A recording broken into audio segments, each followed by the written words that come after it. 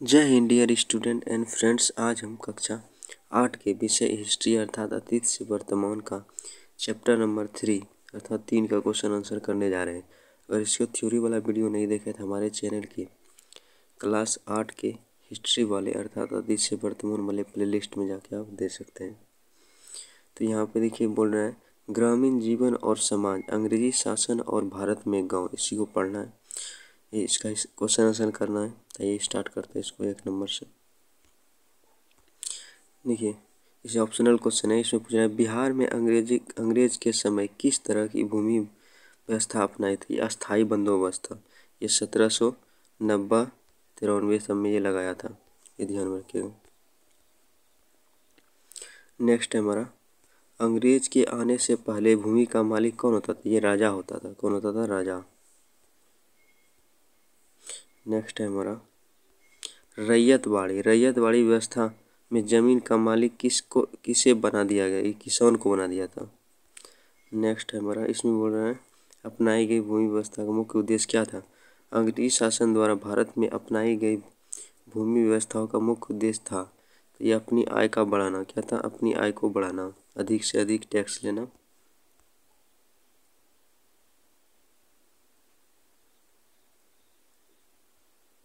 Next है हमारा इसमें बोला है मिलान करने के लिए। देखिए यहाँ पे मिलान किया हुआ है इसका। देखिए महालवाड़ी कहाँ पे लगाया था? पंजाब में लगाया था, गुजरात सब में। तो महालवाड़ी पंजाब हो जाएगा। नील दर्पण दीनबंधु मित्र ने इसका पुस्तक लिखा था। इसमें जो नील का खेती पर अत्याचार जो किया था अंग्रेजों के द्वारा, उसी का वर्णन है। उसके बाद है नकदी फसल, बिहार में होता है इसका। इससे ईख हो गया, उसमें नकदी फसल। उसके बाद अस्थाई बंदोबस्त कब लाया था? 1790-93 में बताया था। तो इसका मिलान हुआ। नेक्स्ट क्वेश्चन है हमारा अंग्रेजी शासन के पहले भारतीय भूमि व्यवस्था एवं लगान प्रणाली के विषय में आप क्या समझते हैं। इसका जो अंग्रेज शासन से पहले राज्य सूची जमीन का मालिक राज्य का राजा होता था। उस समय जमींदारों की एक प्रभावशाली वर्ग भी गांव में रहता है जिसके पास राजा द्वारा दी गई काफ़ी ज़मीन होती थी, वही उसका देखरेख करता था।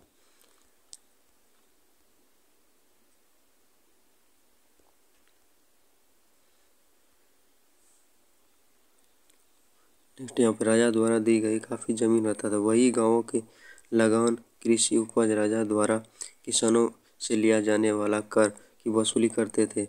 इसके एवज में फिर राज्य के अन्य कामों को देखने के एवज में उन्हें ज़मीनें मिलती थी। राजा उसके अधिकारी गांवों में ज़्यादा दखल नहीं देते थे, बस जमींदारों के मार्फत द्वारा निर्धारित कर वसूल करते थे। लगान या कर या लगान एक ही होता है। अस्थाई बंदोबस्त की विशेषताएं बताने के लिए बोल रहा है। 1789 के आसपास कंपनी सरकार ने ईस्ट इंडिया कंपनी जो 1600 ईस्वी में स्थापना, उसी का बोल रहा है, जमींदारों के साथ एक करार दिया। इसके तहत जमींदारों के द्वारा कंपनी को दिया जाने वाला लगान 10 वर्षों के लिए तय कर दिया गया। यह राशि जमींदारों द्वारा किसानों से वसूले गए लगान 9/10 मतलब 10 हिस्सा में 9 हिस्सा भाग तक तय कर दिया गया। आगे चलकर 1793 में राशि को हमेशा के लिए निश्चित मान लिया गया। इस राशि में भविष्य में कोई बढ़ोतरी नहीं होनी थी। इस व्यवस्था को अस्थाई बंदोबस्त मान दिया गया। इस व्यवस्था के तहत एक आकलन के अनुसार यदि किसान की उपज 100 मान लिया जाए तो 100% ऐसे मानिए तो अंग्रेज सरकार उन्हें लगभग 45% हिस्सा प्राप्त होता था। जमींदारों और उसे करिंदे अपने करीब इतना प्रतिशत हिस्सा वसूलते थे, 15% एक्स्ट्रा। तो इस प्रकार से 40% किसानों के पास रहता था, क्योंकि 45% वो ले जाता था सुनने उस कंपनी ईस्ट इंडिया, और 15% वसूलने वाला। तो इसमें 60 हो जाता था, किसान को 40 बचता था।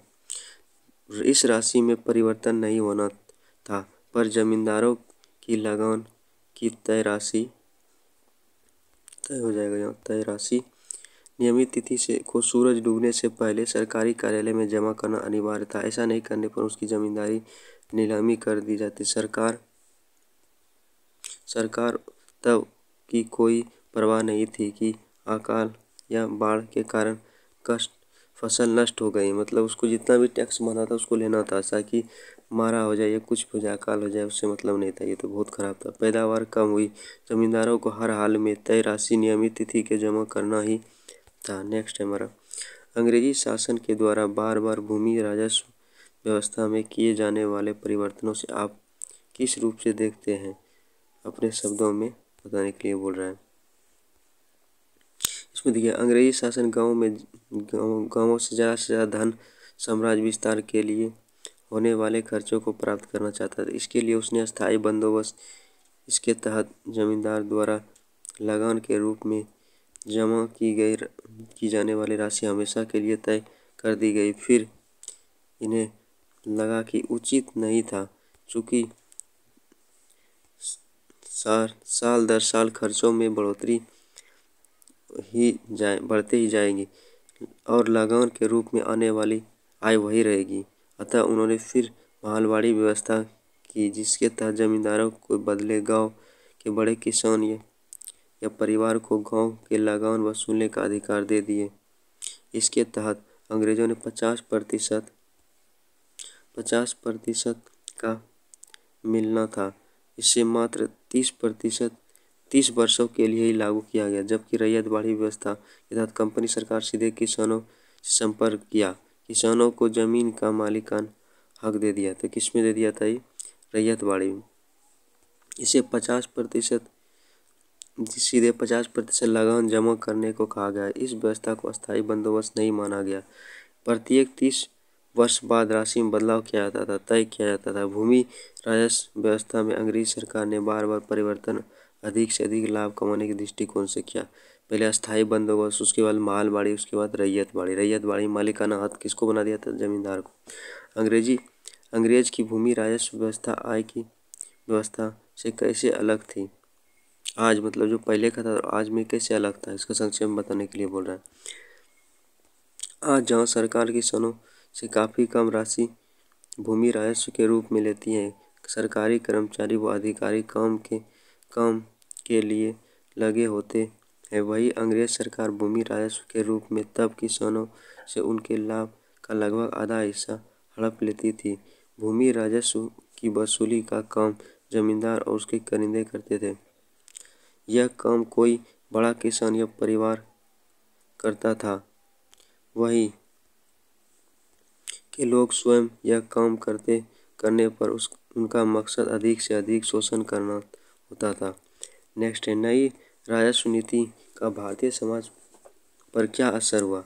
तो नई राजस्व नीति के कारण आधे पुराने जमींदार की जमींदारी अपने हाथों से चली गई, क्योंकि उनमें समय पर लगान जमा नहीं किया था। दरअसल उनके लिए किसानों से लगान के लिए ज़्यादा जोर जबरदस्ती करना संभव नहीं था। किसानों के साथ उनके पुराने संबंध थे। कई राजस्व व्यवस्था में जमीन का मालिक किसान या जमींदारों को बना दिया गया। इससे